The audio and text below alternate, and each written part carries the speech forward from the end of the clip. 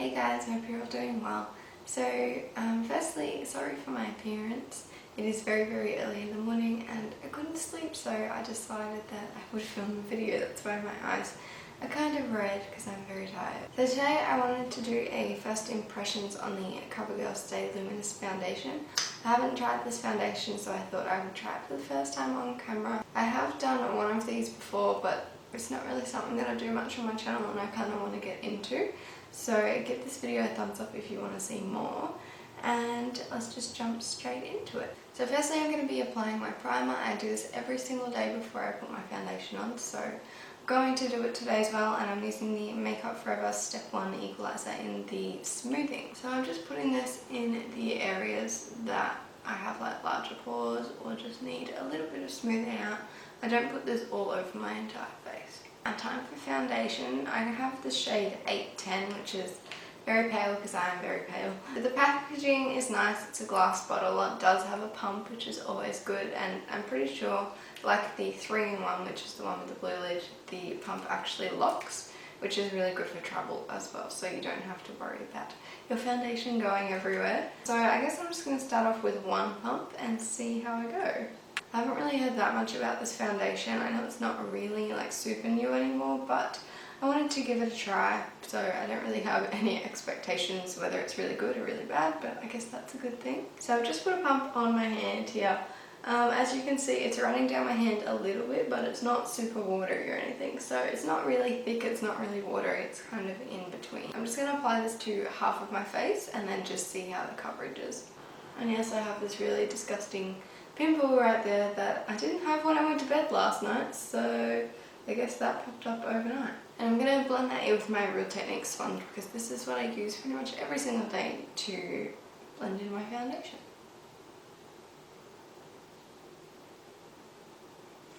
I'm not sure if this shade matches me that well. I think it might be a little bit light because I have had some sun lately and I'm struggling because none of my foundations seem to match me. So it's blending out pretty nicely. It doesn't seem to be clinging to any of my little hairs or sinking into my pores at all. It actually looks very smooth and it does look kind of luminous. So that is with half of my face done.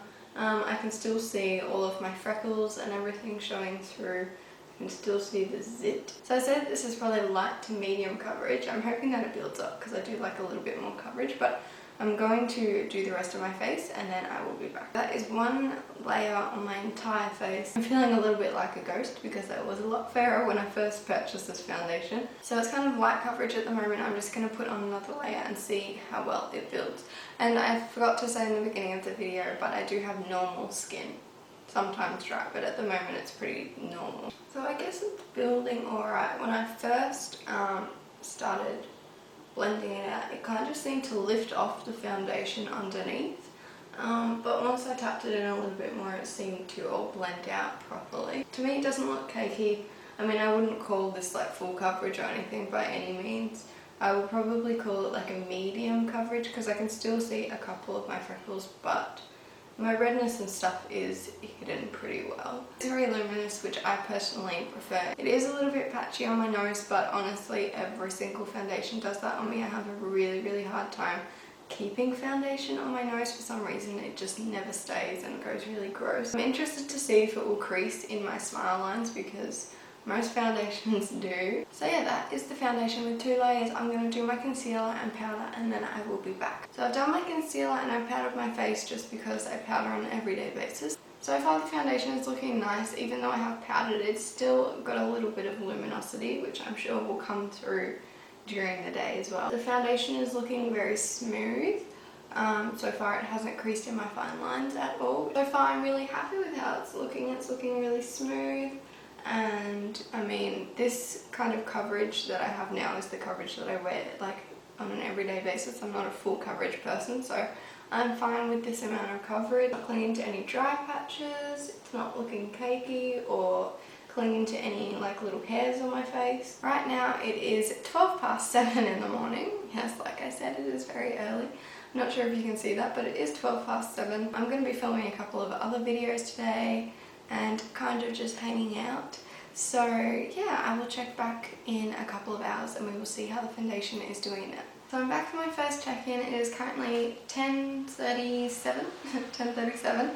So the makeup has been on for almost 3.5 hours now. So let's see how it's doing. Okay, so the first thing I can see is it is pretty much like cracked in my smile lines down here. It hasn't even like settled, it literally looked like the foundation was like cracked. It's also kind of like really sunk into my expression lines or whatever you want to call it on my forehead as well. It is definitely accentuating the fine lines on my face. It doesn't look like it's faded at all. It's still got the same kind of finish. It's a little bit luminous, but it's not dewy by any means. Coverage around my nose is gone a little bit. You can see the pimple there a lot more now than you could 3 hours ago.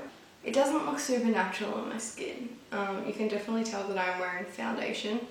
To me personally, it looks a little bit cakey, a tiny bit. It still looks really smooth, but it looks a little bit more cakey now than it did when I first put it on, just in this kind of area here. But I feel like it's gone kind of oily around my nose. A lot of foundations do that. That's the only place I get oily on my face. I feel like overall it doesn't look as nice as when I put it on. Like my skin looks more textured now than when it looked really smooth when I first put it on, but overall the coverage is still there, I guess, and I mean it hasn't gone super oily and it hasn't really faded that much, except for around my nose. But yes, I do not like that it is sinking into all my fine lines and accentuating them, but I guess it's been 3.5 hours. I will check back in a couple hours and we will see how the foundation is going then. Okay, so I'm back for my final check-in. It is currently 1:22, so I've been wearing this foundation for about 6 hours now. I probably could wear it a little bit longer, but honestly I'm like itching to just wash this off my face. So let's have a look at this foundation. So it looks pretty good considering I've been wearing it for 6 hours. Like I said in my last checkup, I've lost like heaps of coverage around my nose, and this time I can also see I've lost coverage from around my mouth where I've like eaten lunch and stuff. Probably touch my mouth a little bit. The rest of my face looks pretty good. It is a little bit more dewy now than it was before, but it's not like, doesn't look oily or anything like that. The coverage is still pretty good. I can't really notice it rubbed off anywhere else except around this area. It is a little bit oily on my chin for some reason. Maybe I didn't put as much powder there as I did the rest of my face. But it's nothing too bad, like I wouldn't really have to powder it. It definitely has sunk into my fine lines pretty badly. You probably won't be able to see, but it's literally like even got lines on the side of my nose where I didn't even know lines existed. And same like just here, there's like little cracks in the foundation here and here, all on my forehead, and then in my smile lines as well. Side of my nose, and even like up around here from like just in expression lines.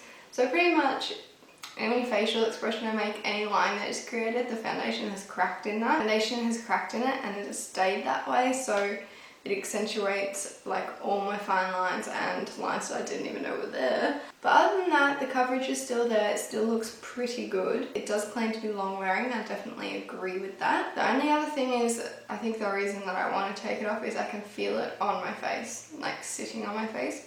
And it's just a kind of uncomfortable feeling. Like when I touch the foundation, it feels very tacky.